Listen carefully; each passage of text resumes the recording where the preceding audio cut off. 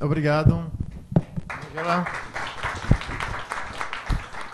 Daqui a pouco a gente volta ao assunto e, inclusive, eu vou até convidar também a escritora Nivaldete Ferreira, se ela quiser dar alguma opinião sobre isso. Daqui a pouco... Mas, Josimei, vamos falar um pouco do seu trabalho, do seu livro mais recente, que é de contos. Eu vou pedir para você falar um pouco dele e da construção, né? Como é que você constrói um conto, né? Porque cada escritor tem uma maneira peculiar de inventar histórias, né? E como é que Josimei inventa as histórias, cria essas histórias? Escrever para mim sempre foi uma coisa essencial, né? É visceral, é constitutivo para mim. Eu não escrevo... Inicialmente eu nem escrevia para publicar, né? Eu tenho muitos poemas desde de infância que eu escrevo. Bom, 32 anos do primeiro livro, né? Isso já dá uma ideia. Como eu era pequenininha quando eu escrevi. Mas esse livro especificamente, que é o meu primeiro de contos, eu tenho contos publicados em coletânea, mas não um só meu, foi resultado de uma encomenda, na verdade. Eu escrevi esses contos para a Tribuna do Norte, a Tribuna me abriu uma coluna semanal e eu me pus o exercício de escrever contos semanalmente. Eu já escrevia, porque já tinha trabalhado em jornal como repórter, fui editora de jornal, de revista. Então, o exercício da escrita cotidiana, da escrita narrativa, do factual, não era tão complicado para mim. Só que a escrita criativa, a expressão de prosa literária, ela é diferente, né?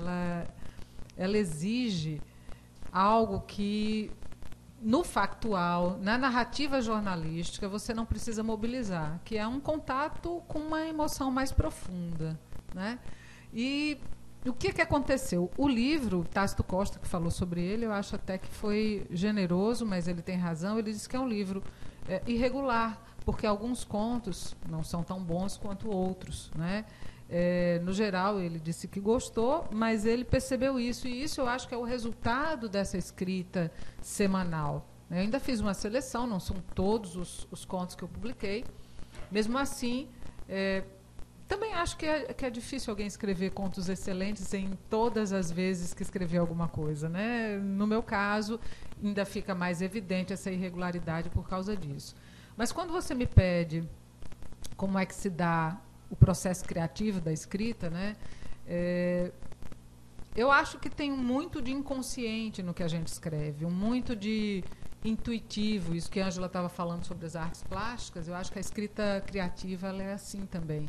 É claro que você precisa se embeber de material de sonhos, eu diria assim, de material do afeto mais profundo, seja ele qual for, para que isso, na hora em que você sente a necessidade de escrever, isso assome a superfície e você consiga colocar no papel uma coisa que é indizível, né? A emoção é indizível, o sonho é indizível, e a gente consegue fazer isso na hora em que você libera alguma porta do inconsciente.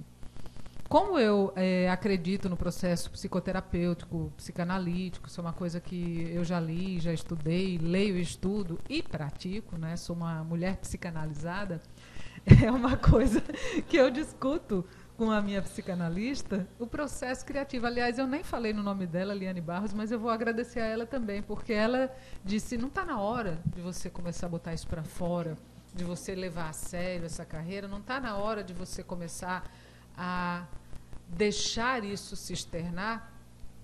E o fato de estar fazendo psicanálise tem feito isso por mim, tem aberto essas comportas do inconsciente, que eu acho que é isso que me permite escrever uma expressão que não é só aquilo que a palavra está dizendo, que tem subtexto, que tem camadas, que tem rugosidades, né? E aí eu vou contar o caso de um conto que não está aí nesse livro, ele está integrando essa coletânea, é a primeira vez que eu vou mostrar esta coletânea assim de público para todo mundo, mas agora eu virei escritora, perdi a vergonha, eu posso fazer isso. Não, não é nesse não. Não vou mostrar esse agora não, vou criar um suspense, é nesse aqui. Esse livrinho aqui chama Jornalismo e Literatura, a Sedução da Palavra, né? E eu fui convidada a escrever como ensaísta de textos acadêmicos, científicos. Só que eu perguntei para os organizadores, Gustavo de Castro e Alex Galeno, se eu poderia, já que era jornalismo e literatura, escrever um conto para isso. E eles disseram, tá, escreva um conto. Então, eu estou bem acompanhada, Moacir Scliar está aqui também, mas o resto, fora o meu conto, é ensaio. Só tem o meu conto como prosa de ficção. Tinha um prazo para fazer e eu comecei a escrever.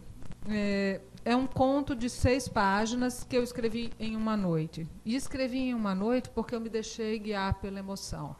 Eu disse, eu vou contar um caso real, aconteceu comigo, quando eu era repórter da Tribuna do Norte. Quando vocês lerem, vocês vão talvez perceber as locações e as personagens que estão descritos, que eu não nomeei, porque é uma coisa meio grave, então não dava para nomear, mas foi na época que eu era repórter.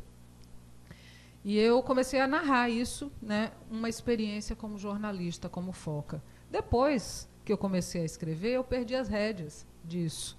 Ainda tem fatos aí dentro, né, que eu escrevi de uma forma floreada, né, esses fatos. Mas eu perdi o fio da meada, misturei com outras vivências, com outras recordações, com outras experiências. Terminei o conto chorando e não retoquei. Ele foi escrito de uma sentada, né? Isso só pode ser um processo psicanalítico, ou então psicográfico. É isso aí. Depois eu falo mais.